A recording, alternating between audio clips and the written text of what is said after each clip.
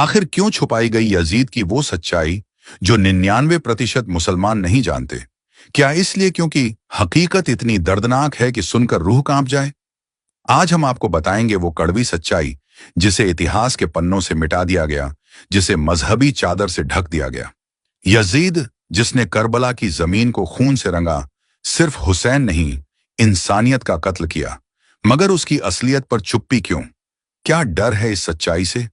इस वीडियो में हम आपको सुनाएंगे वो कहानी जो आपकी सोच को हिला देगी। तैयार हो जाइए, पर्दा उठने वाला है। वो वक्त इस्लाम के इतिहास का सबसे अंधेरा द्वार था, जब हक और बातिल आमने सामने खड़े थे। एक तरफ वो था जो पैगंबर का नूर था, जिसका बचपन नबी की गोद में बीता, जिसे रसूल अकरम अपनी आंखों की ठंडक कहते थे। और दूसरी तरफ था यजीद, एक ऐसा शख्स जिसकी नस्ल में तख्त का लालच, नफरत, शराब और जुल्म का जहर कई पीढ़ियों से चला आ रहा था। यजीद की नस्ल बनी ही थी इस्लाम के दुश्मनों से। उसका दादा अबू सुफियान, जिसने नबी के खिलाफ तमाम जंगों की सरपरस्ती की। उसकी दादी हिंद, जिसने जंग ए उहद में हजरत हमजा के सीने को चीरकर उनका कलेजा चबाया। और उसका बाप मुआविया, जिसने अपने फायदे के लिए इस्लाम को सियासत की चादर ओढ़ा दी और खलीफतुल मुस्लिमीन की कुर्सी को विरासत बना डाला। जब मुआविया की मौत हुई तो उसने यजीद को अपनी जगह बैठा दिया, एक ऐसा आदमी जिसे इस्लामी शरीयत से कोई वास्ता नहीं था। उसे कुरान से दिलचस्पी नहीं थी, नमाज से रिश्ता नहीं था और अल्लाह के डर का कोई एहसास नहीं था। वो शराब पीता था, खुलेआम जुए खेलता था, बंदरों को इंसानों की तरह कपड़े पहनाकर दरबार में नचवाता था और रातों में अय्याशी उसकी आदत थी। लेकिन उसे सबसे ज्यादा ताकत की भूख थी। उसे मालूम था कि अगर उसे सही मायनों में इस्लाम की खलीफत का दर्जा चाहिए तो उसे सिर्फ रसूल के नवासे से बैत लेनी होगी। हुसैन, जो दीन का उजाला थे, अगर एक बार उसका हाथ थाम लेते तो दुनिया यजीद को भी इस्लाम का साया मान लेती।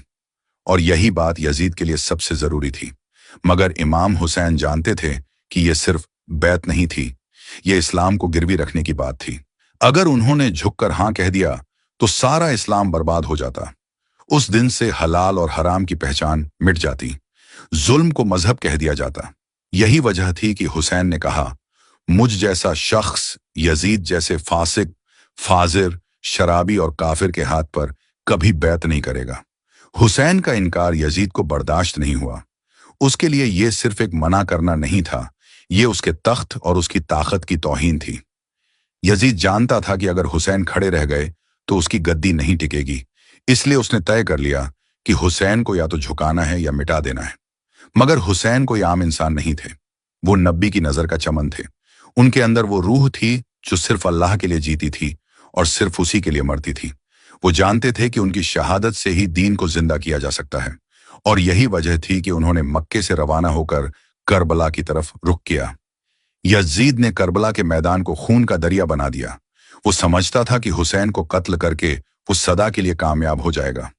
उसने सोचा कि अगर रसूल का घराना ही मिटा दिया जाए तो फिर कोई उसकी खिलाफत पर सवाल नहीं उठाएगा।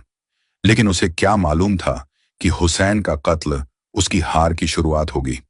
जब 6 महीने के अली असगर को तीर मारा गया, जब 18 साल के अली अकबर को तलवार से चीर दिया गया, जब अब्बास का जिस्म फरात के किनारे गिर पड़ा और जब खुद हुसैन को सजदे की हालत में शहीद कर दिया गया, उस वक्त यजीद को लगा कि अब सब खत्म हो गया।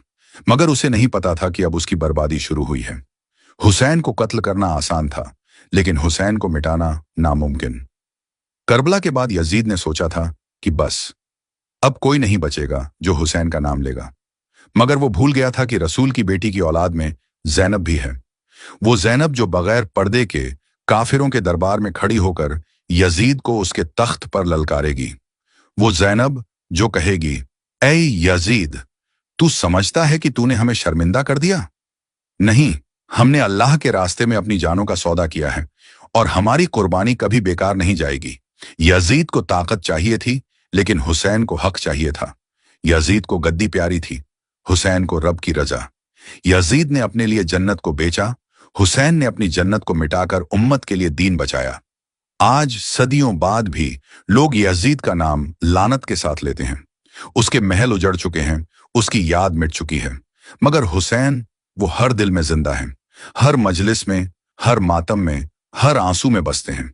क्योंकि उन्होंने बता दिया कि कभी भी बुराई को ताकत के नाम पर कबूल नहीं किया जा सकता।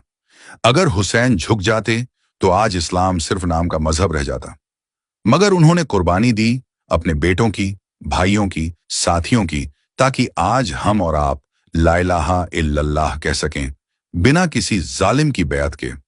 हुसैन की ये लड़ाई सिर्फ यजीद से नहीं थी, ये हर दौर के यजीदी सोच से थी। और हर वक्त का हुसैनी उसी अंदाज में उस जुल्म के खिलाफ खड़ा होता रहेगा जब तक इंसाफ की रूह जिंदा है। क्योंकि हुसैन मिटे नहीं हैं, हुसैन जिंदा है, और यजीद आज भी मरा हुआ है।